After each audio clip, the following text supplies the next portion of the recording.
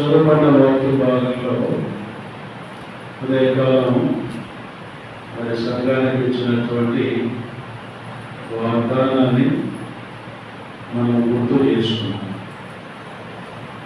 గత సంవత్సరాల్లో గత దినాల్లో ఎన్నో రకాలుగా అటు ఇటు కొట్టబడదు, ఏడవబడదు, ఇక సమాధాన పరిస్థితులతో కూడినటువంటి పరిస్థితుల్లో దేవుడు కృప చూపి తిరిగి ఆయన రెక్కల కింద సంఘము మనల్ని భద్రపరిచిన దాన్ని బట్టి ప్రభువును ఆరాధించాము.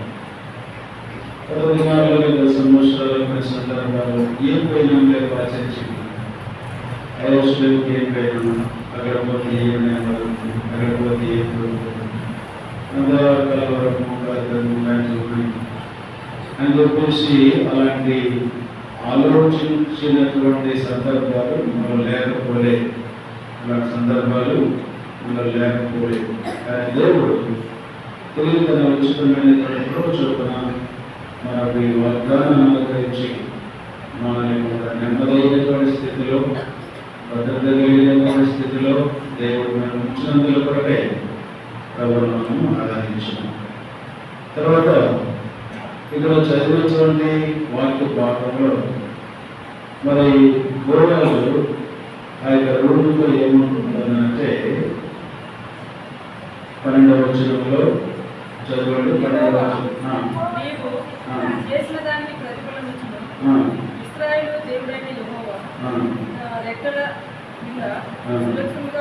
అది సంగతి. ఇశ్రాయేలు దేవుడైన యెహోవా రెక్కల క్రింద నువ్వు సురక్షితంగా ఉన్నట్టు నీకు వచ్చింది. చాలు. మరొకరు సురక్ష మరి ఆమె భద్రత లేదా అంటే భద్రత లేదు, లేక నెమ్మది లేదంటే నెమ్మది అనేటువంటిది లేదు. అది ఇప్పుడు బోయాజు యొక్క పొలంలోకి వచ్చిన తర్వాత బోయాజు చెప్తున్న మాట, నా రెక్కల క్రిందికి వచ్చినావు, లేకపోతే నా ఇంటికి వచ్చినావు, నా పొలంలోకి వచ్చినావు అని చెప్పడం లేదు. ఏమంటున్నాడు? యెహోవా రెక్కల కింద సురక్షితంగా ఉండటకు నీవు వచ్చింది. కానీ ఈ మాట చెబుతూ ఇప్పుడు 8వ వచనంలో నేను ఏం చెప్పబోతున్నాను అది చెప్పినాక కదా చదవాలి. ఇప్పుడు ఫాస్ట్ పోతున్నారు, ఇక్కడ టైం అయితే కదా, ఇందులో వాసనలు వస్తున్నాయి. చెప్పిన 5 గంటలకు భోజనం ఈరోజు, ఎన్ని గంటలు? 5 గంటలకు. ఎవరిలో షుగర్ పేషెంట్ జాగ్రత్త పడండి మీ వ్యక్తిగతంగా, సరేనా? కానీ 8వ వచనంలో బోయాజు ఏం చెప్తున్నాడంటే, ఇక రూతుకు కొన్ని హెచ్చరికలు ఇస్తున్నాడు. లేక రూతుకు కొంత తనకు నెమ్మది కలగజేసేటువంటి కొన్ని సంగతులు ఆయన బోధిస్తూ ఉన్నాడు. ఇప్పుడు చెప్పండి, ఎంత వచ్చాం?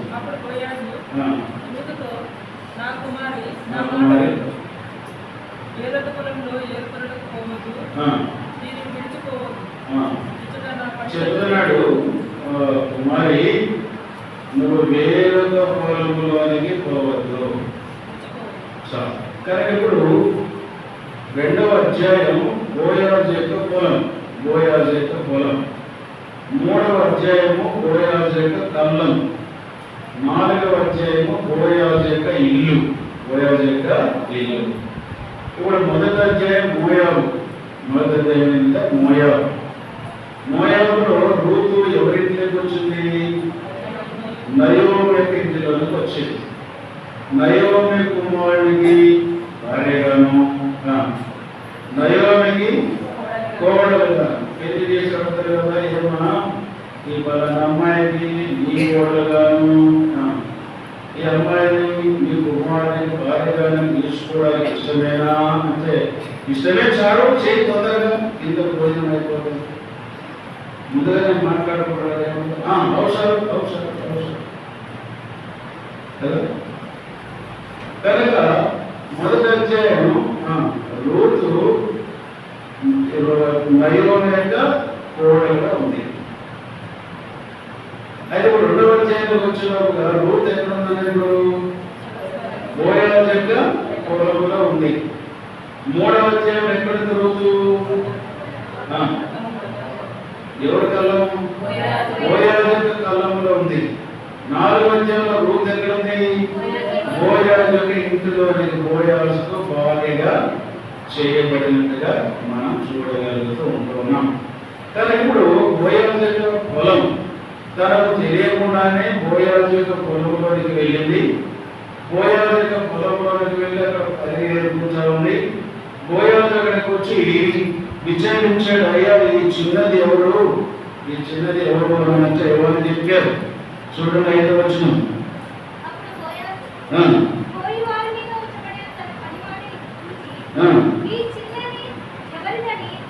అడగగా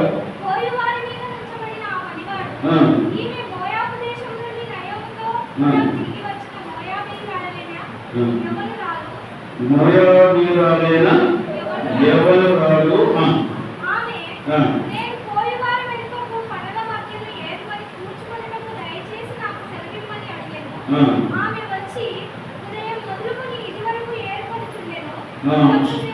కొంతసేపు ఇంకా కొంతసేపు మాత్రం చెప్పినాడు. ఆయన వచ్చినాడు, పొలానికి వచ్చిన అబ్బాయి ఈ కొత్త అమ్మాయి ఎవరికి కనపడుతున్నారు అని అంటే వాళ్ళు చెప్పారు, అయ్యా ఈమె మోయాబు దేశంలో వచ్చినటువంటి మోయాబీయురాలు. మరి ఏం చేస్తుంది? ఉదయం వచ్చింది. ఉదయం వచ్చినప్పుడు నుండి అయ్యా మరి మనం ఎదుర్కొంటానికి మేము మనల్ని తెచ్చినాం. ఉదయం అంటే ఇంతవరకు ఏం చేస్తున్నారా? మనల్ని ఎదుర్కొంటానికి కొద్దిసేపు మాత్రం విశ్రాంతి తీసుకునే ఆమె గురించి చెప్పినాడు. ఆయన గురించి చెప్పినప్పుడు ఎందుకు వచ్చినప్పుడు ఆయన ఏమంటున్నాడు? ఆమె ఉంటారు. అప్పుడు బోయాజు రూతును చూచి, నా కుమారి నా మాట వినుము, నా కుమారి నా మాట వినుము. ఇక్కడేమన్నాడు? వేరొక పొలములో ఏరుకొనుటకు పోవద్దు, దీన్ని విడిచి పోవద్దు. కనుక బోయాజు రూతుకు ఇస్తున్నటువంటి మొదటి హెచ్చరిక. నువ్వు ఇదే పొలంలో ఏరుకో, వేరొక పొలంలో నీవు వెళ్ళవద్దు. ఇక్కడ బోయాజు యొక్క పొలము దేవుని సంగమునకు సాదృశ్యం. కనుక రక్షించబడినటువంటి దేవుని ప్రజలమైనటువంటి మనం మన యొక్క జీవితంలో దేవుడు మనము పరిగా ఏరుకోవడానికి క్షేమం ఈ బోయాజు పొలంలో 7 సంగతులు ఉన్నాయి. అవి మనం త్వరగా చెప్తాం. కానీ బోయాజు పొలంలో సర్వ సమృద్ధి అనేటువంటిది ఉంది. ఏమంటున్నాడు? నీవు ఈ పొలంలోనే వేరుకో, వేరొక పొలంలో నీవు వెళ్ళవద్దు. కనుక ప్రభు బలంలో పాల్గొనకపోవడం దేవుడు తన ఉచితమైనటువంటి కృప చొప్పున 10వ తరం వరకు కూడా మోయాబీయులైనటువంటి వారు ఇశ్రాయేలు వారిలోకి రావడానికి వీలు లేనప్పటికీ దేవుడు తన ఉచితమైన కృప చేత మోయాబీయురాలైనటువంటి రూతును బెత్లెహేములో ఉన్నటువంటి తాను బోయాజు యొక్క పొలంలోనికి అనుమతించినటువంటి ఆ ప్రభు అయినటువంటి దేవుడు మనల్ని కూడా మోయాబుకు సంబంధించినటువంటి మనం మోయాబీయులంటే బాహ్య సంబంధమైనటువంటి సమస్తం సమృద్ధిగా ఉంది. కానీ ఆత్మీయమైనటువంటి జీవితం అనేటువంటిది బొట్టుబారినటువంటి జీవితం. అలాంటి స్థితిలో ఉన్నటువంటి మనల్ని, ఏ ఆదరణ లేక అడ్డుతో కొట్టబడుతున్నటువంటి మనల్ని ప్రభువైన దేవుడు రక్షించి దేవుని సంఘం అనేటువంటి పొలంలోనికి మనం తీసుకొని వచ్చినటువంటి వాడు ఉన్నాడు. ఈనాడు దేవుడు మనకి ఇస్తున్నటువంటి హెచ్చరిక, లేక బోయాజు ఇస్తున్న హెచ్చరిక. బోయాజు ప్రభువైన యేసుక్రీస్తు వారికి ముందు. కానీ పరము బోయాజు ప్రభువైన యేసుక్రీస్తు వారు ఈ మధ్యాహ్న కాల సభలో మనకి ఇస్తున్నటువంటి మొదటి హెచ్చరిక అంటే, వేరొక పొలంలోనికి నేను వెళ్ళవద్దు, వేరొక పొలంలోనికి దీన్ని విడిచిపోవడానికి వెళ్ళవద్దు అని అంటే, ఈ పొలంలో ఏమున్నాయో మాకు అని అంటే ఆ పొలంలో ఉన్నటువంటి సంగతులన్నీ కూడా తెలియపరుస్తారు. మొదటిగా మరి ఇక్కడ రూతుల గురించి మనం ఆలోచించినప్పుడు, రూతు దేవుని యొక్క కృపను పొందినటువంటిదిగా ఇక్కడ మనకు గమనించవచ్చు. లేవికాండం 19వ అధ్యాయం 9-10 వచనాలు. లేవికాండం 19.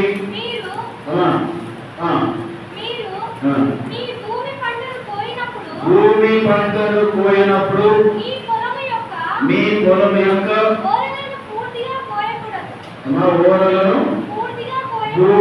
కోయకూడదు.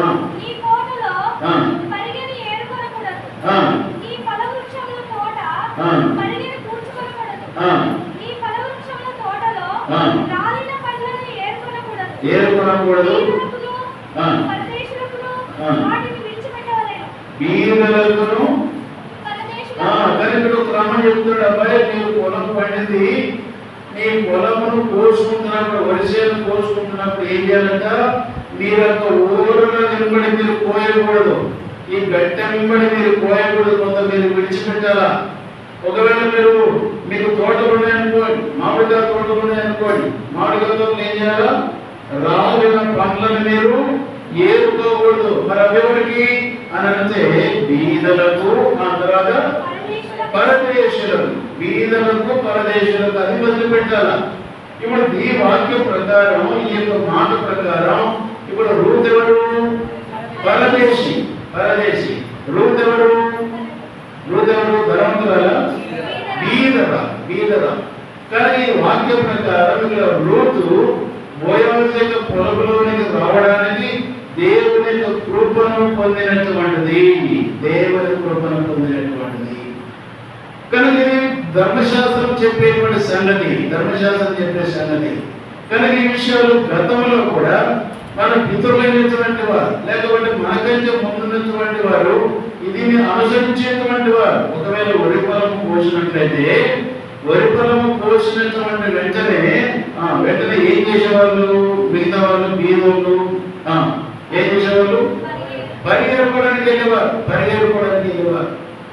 మరి వారు అక్కడక్కడ మరి కోసేటప్పుడు విడిచిపెడతారు కదా, అక్కడక్కడ మనకి పరిగె దొరుకుతుంది. పరిగెరుకొని బ్రతికినటువంటి వారు చాలా మంది. తర్వాత పొలాల్లో గుడ్డలు చేస్తారు. గుడ్డలు ఎవరు నేను ఆపదమైనాక వాడు పోతాను, గుడ్లు వస్తాడు. ఏదైనా ఈ గుడ్లు అని చూస్తే అవి గుడ్డలకి ఏంటంట? గుడ్డలు, ఉడకబెట్టిన గుడ్లు, కాచిన గుడ్లు అని కూడా వచ్చినాడు వస్తాడు. ఏదైనా చూస్తే వేరుశనగకాయ కరగోస్తారో అంటారు. కానీ ఇవి తీసిన తర్వాత కొంతమంది ఏం చేస్తారు? ఎవరికైనా ఉందా? కూర్చున్నాను పొలాలపై గుడ్డలు కూర్చున్నాను ఉందా? రేపు తీసుకొని గుడ్డలు కూర్చుకొని అవి అమ్ముకొని జీవనం సాగించిన దినాలు ఉన్నాయి మనకి. కొంతమంది వరికల్లాలు చేసిన తర్వాత శాఖ తీసుకొని పోతారు. శాఖ తీసుకుని దాన్ని ఏమంటారు? లేక అంటారు. లేకపోతే ఏం చేసినారు? వాళ్ళు దూరపాటు పట్టినాక అన్నీ చేసినాక మళ్ళీ అవన్నీ దగ్గర కూర్చుకొని మళ్ళీ అవన్నీ చేసుకుంటే బియ్యలు లేవి అవి మూట కట్టుకొని వచ్చేవాళ్ళు. కనుక వడికి బియ్యం తెచ్చుకున్న తర్వాత ఎప్పుడు తినవాళ్ళు? అది చూడడం ఎప్పుడైనా పండుగ వస్తే, లేకపోతే ఇంట్లో కాంపు అయితే అప్పుడు తినవాళ్ళు. అప్పుడు దొరికేది సాగు. ఏం పోవాలి ఏంటంటే సాగు మొక్కపల్లి కూడా చూడండి సాగు కదా. కానీ అలాంటి దినాలు, అలాంటి బీదమైన పరిస్థితుల్లో ఆ యొక్క రైతులకు దేవుడు వాగ్దానం ప్రకారం వాళ్ళు ఏం చేసేవాళ్ళంటే, జరిగిన తర్వాత వాళ్ళు ఏం చేసేవాళ్ళు? మొత్తం మళ్ళీ వాళ్ళకి ఎవరికి వచ్చేవాళ్ళు? వాళ్ళ ఇంట్లో ఉన్న పూజారి యాదికి వచ్చేవాళ్ళు. పూజారి యాదికి వస్తే వాళ్ళ కూడా తీసిపెట్టారు. తర్వాత ఎవరైనా బీదోళ్ళు భిక్షగాలు వస్తే వాళ్ళు కూడా తీసిపెట్టారు. కనుక ఇక్కడ విషయం ఏంటంటే, ఇప్పుడు ఈ యొక్క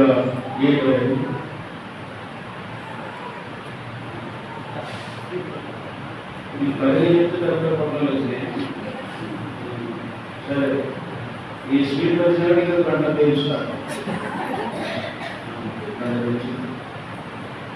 సరే ఇక్కడ అనుభవం ఏంటంటే, రూతు దేవుని యొక్క కృపను పొందినటువంటిది.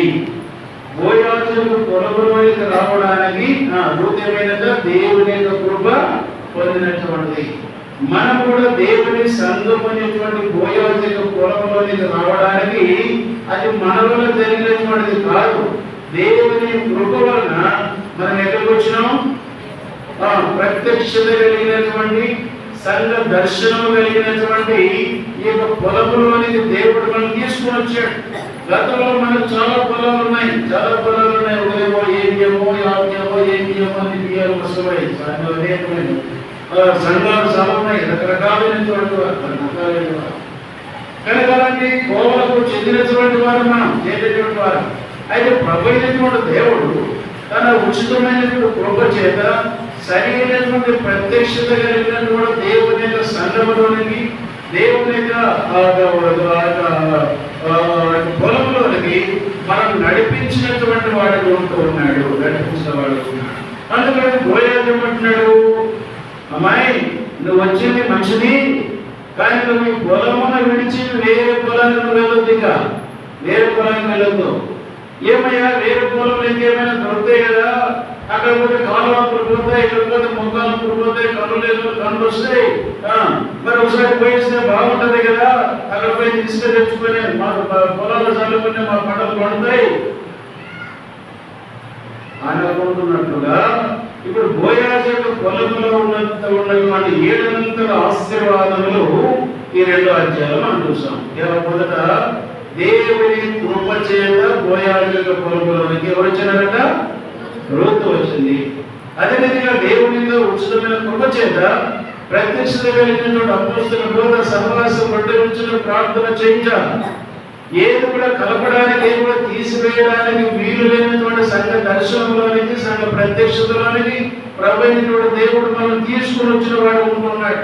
మనం పొందినటువంటి దర్శనం యొక్క ప్రత్యక్షత ఏదో ఆశమాసి వచ్చినటువంటిది కాదు, లేక పుట్టగొడుగులాగా పుట్టినటువంటిది కాదు.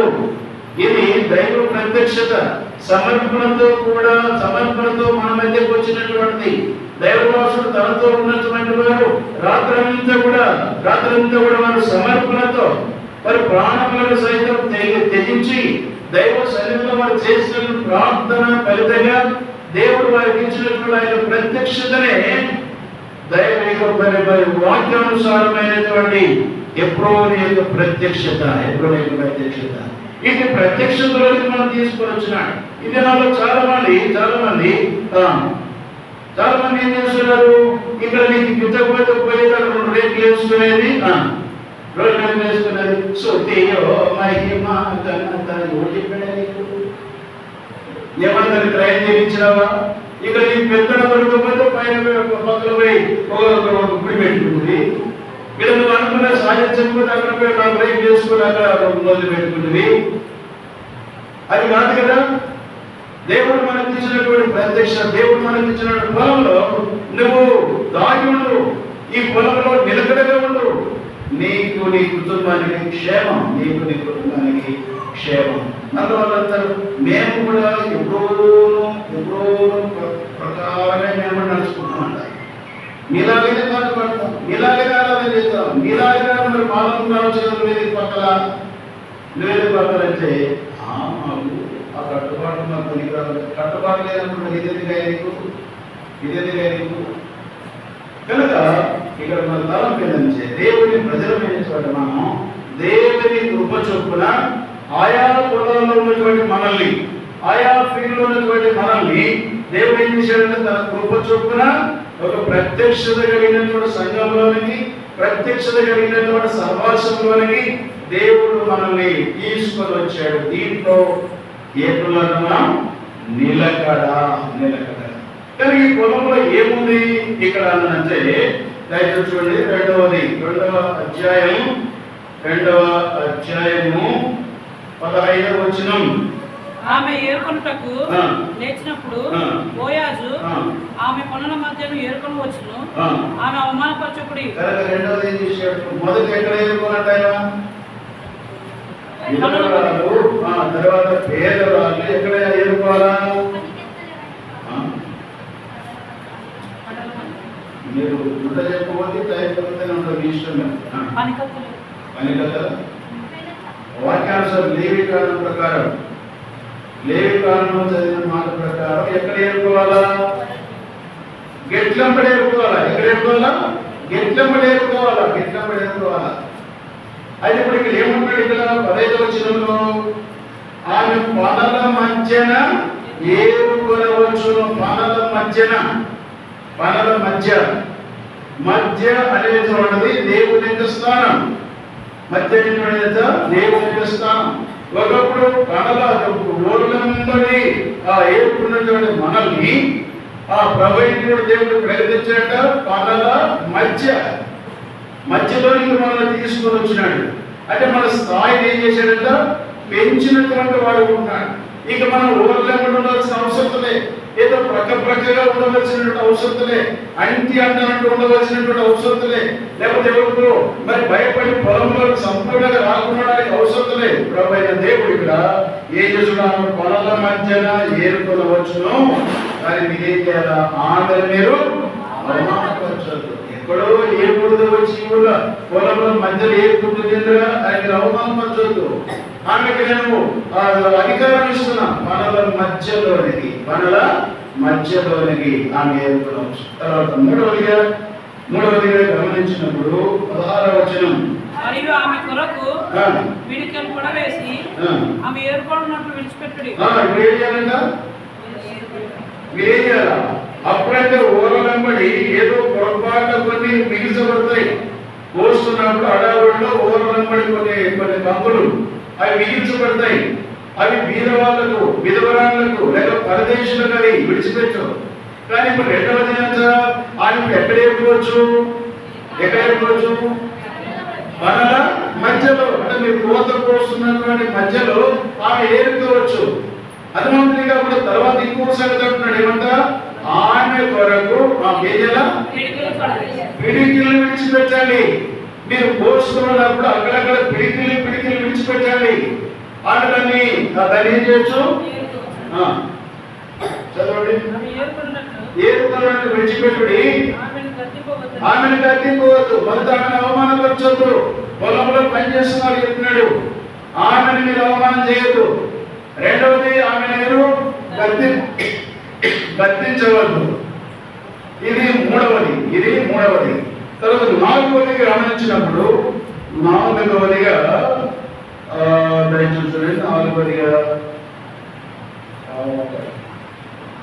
9వ వచనం చదవండి.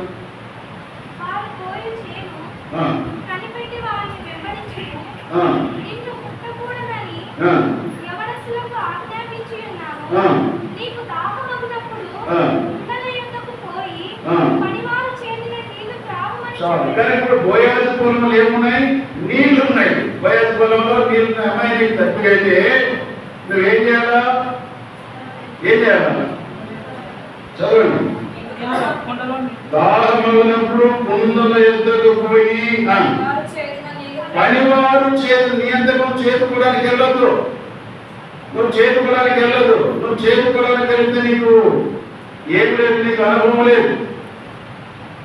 ఎవరైనా చంద్రబాయి నీళ్ళు చేసే అలవాటు ఉందా మీకు? చంద్రబాయి ఎవరన్నా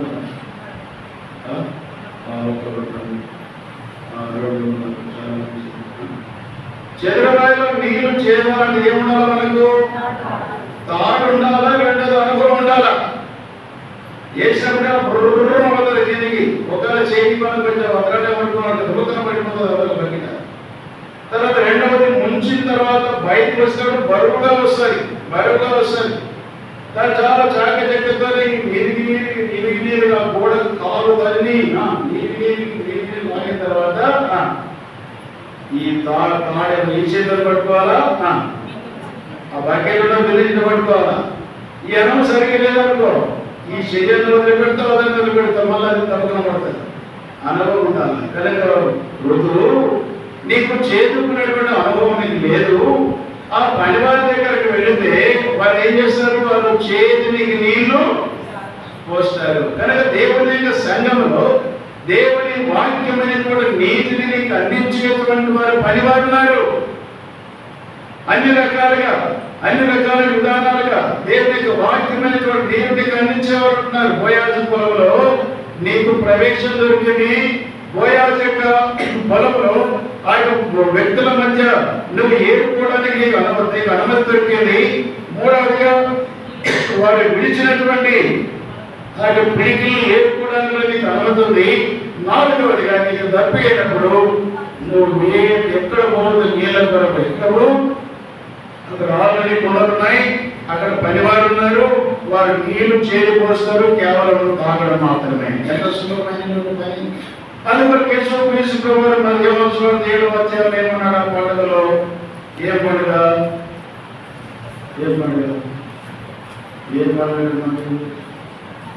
మనదే ఉగాది పండుగ. ఉగాది పండుగ చూడడం దేవుడు ఊరుతారని చెప్పండి.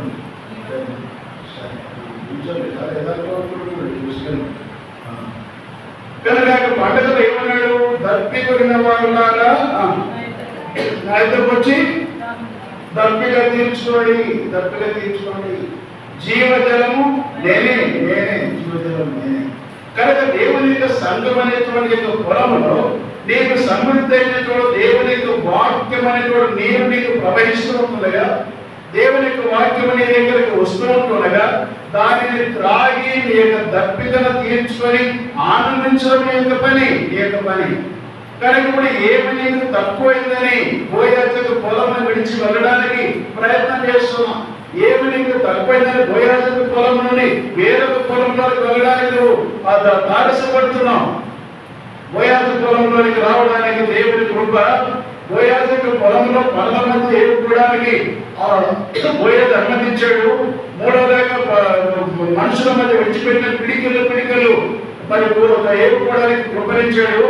నాలుగవది గమనించినప్పుడు దప్పిక దేవుని యొక్క నీళ్లున్నాయి, దప్పినప్పుడు నీళ్లున్నాయి. ఆ తర్వాత 5వది గమనించిన 14 వచ్చిన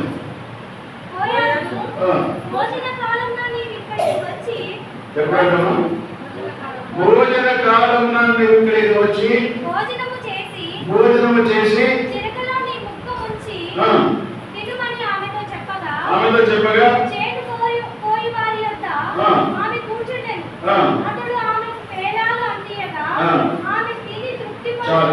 బోయాజు పొలంలో ఏముంది? ఆహారం ఉంది. బోయాజు పొలంలో ఆహారం ఉంది. భవిష్యత్తు పని పెట్టడం సత్యవర్గం పోయిందో లేదో సత్యం కదా, గడల వైపు సత్యవర్గం పోతాం కదా, వదమా లేదా? తలకాయ రెడీ వదమా సత్యవర్గం. ఇప్పుడు ఈ కాలంలో ఏం చేస్తున్నా? ఎవరికి తీసుకువెళ్ళాలి తినేసి పడేస్తారు. కొంచెం పాతకాలంలో మనం చూసినప్పుడు ఒక పొలానికి పోయినామనుకోండి, పనికి అందరం మన ఇంట్లో ఉంటే ఏదో ఒకటి సంకల్పం పోతాం. కట్టుకొని పోయిన తర్వాత అది వెళ్ళి ఏం చేస్తారు? మధ్యాహ్నం తీసుకుపోయినవన్నీ కూడా ఏం చేస్తారు? బట్టలు వేసి అంతా కూడా కలిపి చుట్టూ కూర్చొని భోజనానికి కూర్చున్నప్పుడు ఆ యొక్క పొలం యొక్క రెడ్డి అనుకున్నాం, పొలం యొక్క రెడ్డి ఎవరైతే అప్పుడు ఏం చేస్తాడు? పిలుస్తాడు. ఆయన గట్టు మీద కూర్చొని ఉంటాడు, ఆయన మీద తిరిగి కూర్చొని ఏం చేస్తాడు? ఒక్కదే ఉంటే తీస్తాడు. ఒక్కదే ఉంటే తీసి ఇస్తే మనం ఇంట్లో ఒక ముద్ద వేస్తే ఆ ముద్ద తీసుకొని వచ్చి మన అన్నంలో కలుపుకొని తింటాం. అది అధికారులు పద్ధతి. ఇప్పుడు బోయాజు ఏం చేస్తున్నాడు? ఆమెను పిలిచాడు. పిలిచి ఏం చేశాడంట? తాను తెచ్చుకున్నటువంటి ఆహారంలో ఏం ఇచ్చాడంట? చదవండి. పేదలు అందియగా తిని తృప్తి పొందిందంట. వీళ్ళేమో ఒక ముద్ద పెట్టేవాళ్ళు ఇలా తెల్లన్నం అప్పట్ల. తెల్లన్నం దొరికిందంటే మహాభాగ్యం కదా. ఏమేం చేసినట్టు పోయారు? ఏదో కొన్ని తిందాకు అమ్మాలే. ఏం చేసినట్టు? తిని తృప్తి పొందినంతగా ఉండేటువంటి పేరాలు అందించాడు. ఇదేం చూపిస్తుంది? బోయాజు యొక్క పొలంలో జీవాహారము సమృద్ధిగా ఉంది. ఏమన్నా? జీవాహారము సమృద్ధిగా ఉంది. బోయాజు పొలంలో దేవుని కృప ఉంది. బోయాజు యొక్క పొలంలో పొలాల మధ్య ఏర్పడేటువంటి అవకాశం ఉంది. బోయాజు యొక్క పొలంలో విడిచిపెట్టినటువంటి కుప్పలు ఏర్పడే అవకాశం ఉంది. నీకు దప్పికైతే నీళ్లు ఉన్నాయి, నీకు ఆకలి అయితే ఆహారము ఉంది. ఆహారం ఉంది. ఆ యొక్క ఆహారమే మన మధ్య ఉంచబడినటువంటి రొట్టె ద్రాక్ష. అనేక పొలాలకి లేదు. కొన్ని పొలాలు కోసేటువంటి వాళ్ళు నెలకు మొదటి వారు. కొన్ని స్థలాల్లో 3 నెలలకు కోసారు, కొన్ని స్థలాల్లో సంవత్సరానికి కోసారు. ఎందుకంటే నెలకు కోసారంటే చాలాసార్లు వారం పేరుకుంటాం పాపాలు, నెల చేసిన పాపాలంతా నెలకు ఒకసారి ఒప్పుకుంటే ఒకేసారి ఏం డబ్బులు మొత్తం షార్ట్ అయిపోతాయి. అలాగే సంఘాలు లేకపోలేదు, 6 నెలలకు ఒకసారి రిటర్న్ ఇచ్చేప్పుడు సంఘాలు లేకపోలేదు, సంవత్సరానికి ఒకసారి రిటర్న్ ఇచ్చే సంఘాలు లేకపోలేదు, అసలు వచ్చే కార్యక్రమమే లేనటువంటి సంఘాలు లేకపోలేదు. కానీ దేవుడి యొక్క వాక్యం ప్రత్యక్ష ప్రకారం మా ప్రభు అయినటువంటి దేవుడు ప్రత్యక్ష కలిగినటువంటి యొక్క సంఘ సహవాసంలోని మనం తీసుకుని వచ్చి ప్రతి ఆదివారం జీవాధారమైనటువంటి మన ప్రభు యేసు క్రీస్తు వారిని తృప్తిగా తనివి తీరా తిని ఆనందించేటువంటి కృప ఎక్కడున్నదా? బోయాజు యొక్క పొలంలో ఉంది. ఏది యొక్క బోయాజు పొలం? స్థానికంగా ఉన్నటువంటి యెరూషలేము, దానికి ఉన్నటువంటి యెరూషలేము. ఇది ఎన్నోది చెప్పండి, ఎన్నోది ఇది? ఏమో గట్టిగా 5 తర్వాత 6వ 13వ వచనం. అందుకు ఆమె, నా ఏలినవాడా, నేను నీ పనికత్తెలలో ఒక దానను కాకపోయినను నీవు నన్ను ఆదరించి నీ దాసురాలు నాకు ఏముంది ఇక్కడ? ఆదరణ ఉంది. ఏముంది? ఆదరణ ఉంది. కానీ అనేక సందర్భాల్లో మన వ్యక్తిగత కుటుంబపరమైనటువంటి సమస్యలు, లేకపోతే ఆయనకు మన ఇబ్బందికరమైన పరిస్థితులు, లేక పరిస్థితులను బట్టి మనము మన వారిని కోల్పోయిన సందర్భాలు, కొన్నిసార్లు మరి అనవసరంగా ఎవరో ఒకరు మనం చెప్తారు, ఎవరో ఒకరు మాట్లాడతారు. అలాంటి పరిస్థితుల్లో నువ్వు ఆదరణలో మెట్టాడుతున్నటువంటి యొక్క జీవితంలో బోయాజు పొలంలో ఏముందంట? ఆదరణ ఉంది. ఏం చెప్తున్నమాట మన చదువు?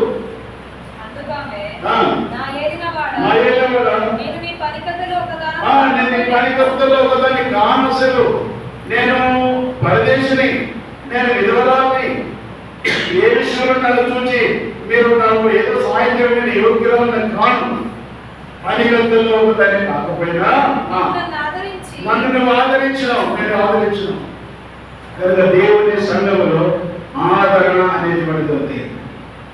కనుక దేవుని ప్రజలమైనటువంటి మనం యక్షదేవుని ప్రజలమైన కొన్నిసార్లు ఆయా పరిస్థితులను బట్టి నిరాశపడిన పరిస్థితులు, లేకపోతే డిస్పోజ్ చెందినటువంటి పరిస్థితులు, లేకపోతే మనసులు కలత చెందినటువంటి పరిస్థితులు, నేను ఇంతగా చేస్తే నన్ను ఇంటున్నారే, లేకపోతే ఇది చేస్తే నన్ను ఇంటున్నారే, మరి ఇక్కడ ఎందుకు నేను ఉండాలా, ఇక్కడ ఎందుకు నేను ఉండాలా అనేటువంటి కొన్ని సందర్భాల్లో శత్రువు మనల్ని నిరాశపరిచి ఆదరణ లేనటువంటి పరిస్థితుల్లో తీసుకొని వస్తాడు.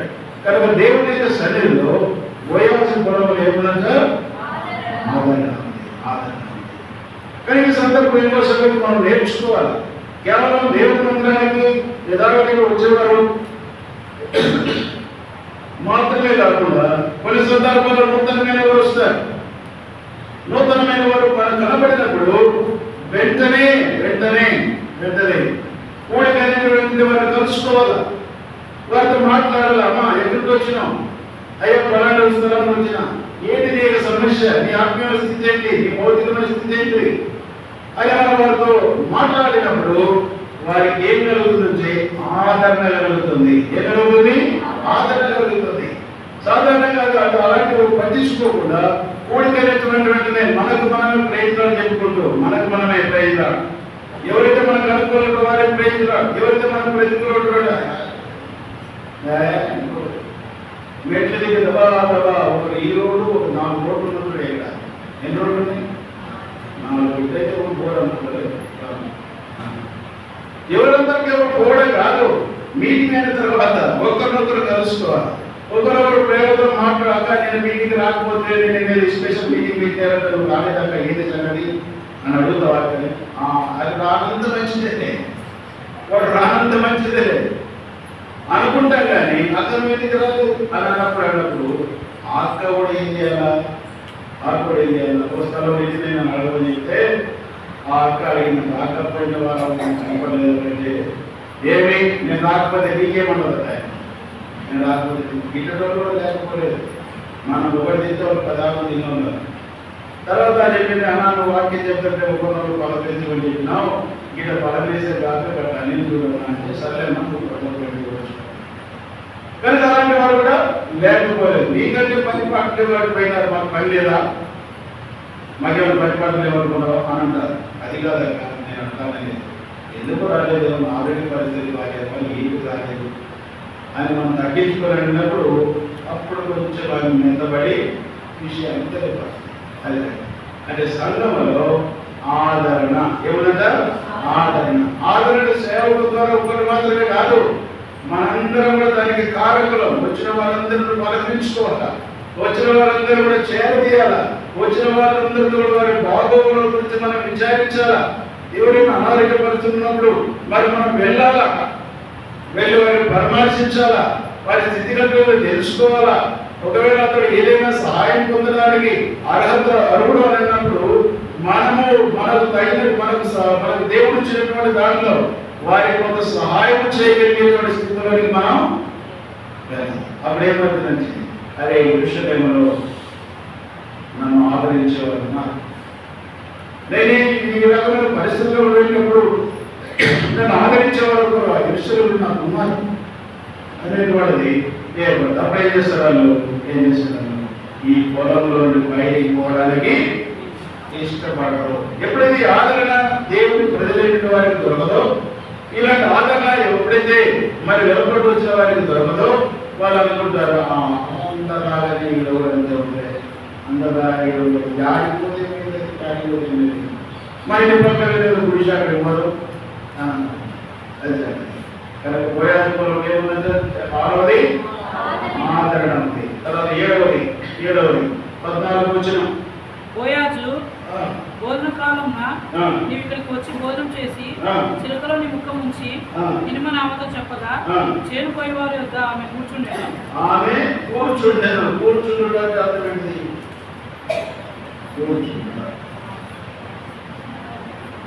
మనం ఎప్పుడు కూర్చుంటాం? అందరూ పని చేసిన మనం కూర్చున్నాం అనుకో ఏమంటారు ఏం మా పని లేదా కూర్చున్నాం ఏమన్నా కూర్చున్నామంటే అర్థమైంది నా పని ముగించబడింది నేను విశ్రాంతిగా కూర్చున్నాను. ఇక్కడ కూర్చున్నట్టు ఏముందంటే విశ్రాంతి. ఏమన్నా విశ్రాంతి. నువ్వు కష్టపడి దినమంతా పనులు ఎదుర్కొన్నావు, కొంచెం అన్నం తిన్నావు, నీళ్ళు కాదు, కొద్దిసేపు కూర్చో కొంచెం విశ్రాంతి తీసుకో. అది మత్తయి వార్త 11:29 ఏం రాబడింది? ప్రయాసపడి బోధిస్తే బోధిస్తున్నారు. 11:29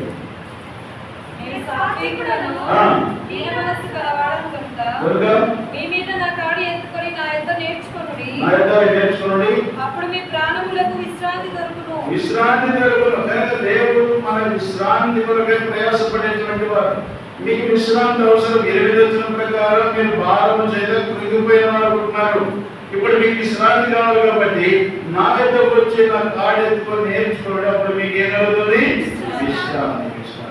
కనుక బోయాజు పొలంలో 7వది ఏమన్నట విశ్రాంతి ఉంది.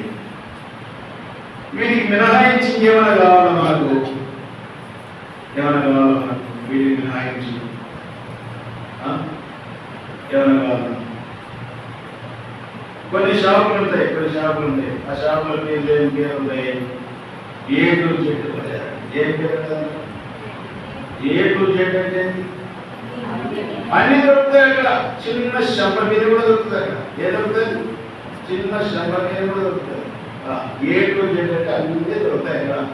అక్కడికి మనం వెళ్ళేవాళ్ళు అన్ని దొరుకుతాయి. ఒక ట్యాబ్లెట్ పేరు ఉన్నది, ఒక ట్యాబ్లెట్ ఉన్నది, విటమిన్ ట్యాబ్లెట్లో. ఏ ట్యాబ్లెట్? దాని పేరే వేరు ఉన్నది. A to Z అనేది ఒకటి ఉన్నది. A to Z. అరే ఇదే A to Z అంటే నేను ఎప్పుడు కాదు. దీంట్లో అన్ని రకాలైనటువంటి విటమిన్స్ దీంట్లో కలిసి ఉన్నాయి. కానీ దానికి ఏం పేరు పెట్టినారు? ఏ టు జెడ్ అంటే అన్ని దీంట్లో ఉన్నాయి. కనుక దేవుని యొక్క సంఘములో లేక బోయాజు యొక్క పొలంలో దైవ ప్రత్యక్షత కలిగినటువంటి దేవుని యొక్క సంఘములో దైవ ప్రత్యక్షత కలిగినటువంటి ఈ యొక్క యెరూషలేములో నీకేమున్నాయి? ఏ టు జెడ్ అన్నీ ఉన్నాయి కదా. అది నీ కర్తవ్యం ఏంటిది? దాంట్లో నిలకడగా ఉండడమే నీ కర్తవ్యం. నిలకడగా ఉండు, అటు ఇటు ఊసలాడకు, అటు ఇటు అస్థిరులుగా ఉండకు, అస్థిరాలుగా ఉండకు. పరిస్థితులు కొన్నిసార్లు నీకు భిన్నంగా ఉంటాయి. పరిస్థితులు నీకు అనుకూలంగా కొన్నిసార్లు కనపడకపోవచ్చు. అయినంత మాత్రం చేత ఈ పొలంలో వేరుగా పొలంలోనికి వెళ్ళడం ద్వారా నీకేం కలుగుతుంది? నష్టం కలుగుతుంది. మరి పొలం నుండి ఎవరైనా ఏమన్నారు నన్ను అంటే ఎవరేమన్నారు? ఆ యొక్క యవనస్తులకు నేను ఏం చెప్పినా ఏ యవనస్తులు నీకు కాదు, ఇక్కడ ఏం చెప్పినా చదువున్నాను.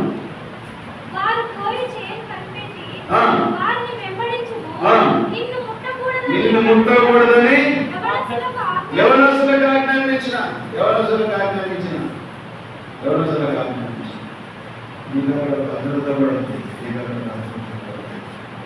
కనుక ఇన్ని ఆత్మీయమైన ఆశీర్వాదములు ఎక్కడున్నాయట? భూయాజక పొలంలో ఉన్నాయి. కానీ వృద్ధి ఏం చేసింది? యెహోవా రెక్కల క్రింద సురక్షితంగా ఉండునట్లు వచ్చినటువంటి రూతు ఇప్పుడు ఎక్కడుంది? 2వ అధ్యాయంలో ఎక్కడ ఉంది? బోయాజక పొలంలో ఉంది. మనం ఏ పొలంలో ఉన్నాము? బోయాజక పొలంలో ఉన్నాము. ఈ బోయాజక పొలంలో ఉన్నటువంటి 700 ఆశీర్వాదాలను అనుభవిస్తూ ఒక తీర్మానం, ప్రభువా నిన్ను విడిచి నేను ఎక్కడికి పోయేది? నీ పొలాన్ని విడిచి నేను ఎక్కడికి పోయేది? నీ పొలంలో నాకు సర్వసంపత్తి. అదే 73వ కీర్తనలో అక్కడ ఆసాఫ్ ఏమంటాడు? ఆకాశమందు ఉండగా ఆకాశమంతా నేను భూమి మీద ఉన్నా, నీవు తప్ప నాకెవరున్నారు? నీవు నాకుండగా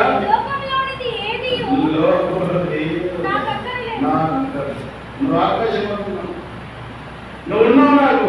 నువ్వు ఉండగా నాకు లోకంలో ఏది కూడా అక్కర్లేదు. ప్రభువా నువ్వు ఈ యొక్క బోయాజక పొలంలో సర్వ సమృద్ధిగా నువ్వు ఉన్నావు, నాకు సమస్యలు అనుకూలపరిచినావు. ఈ పొలం నాకుండగా నాకు వేరే పొలం నాకేది? ఈ పొలంలో సర్వ సమృద్ధి ఉంది, వేరేది నాకు ఎందుకు?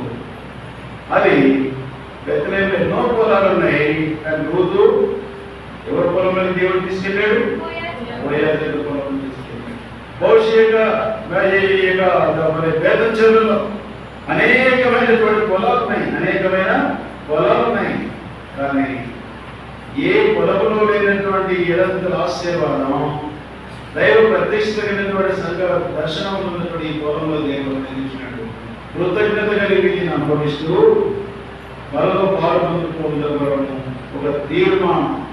ప్రభువా ఈ పొలంలో నిలకడగా ఉండటం నాకు సహాయించి, ఈ పొలంలో నాకు నిలకడగా ఉండటం నాకు సహాయించి, అది మన ప్రార్థన. ఇలాంటి అనుభవంతో ప్రభువులకు పాల్గొంటున్నాం. దయచేసి మోకరించండి. మరొక పాల్గొనడానికి పరీక్షించుకుందాం.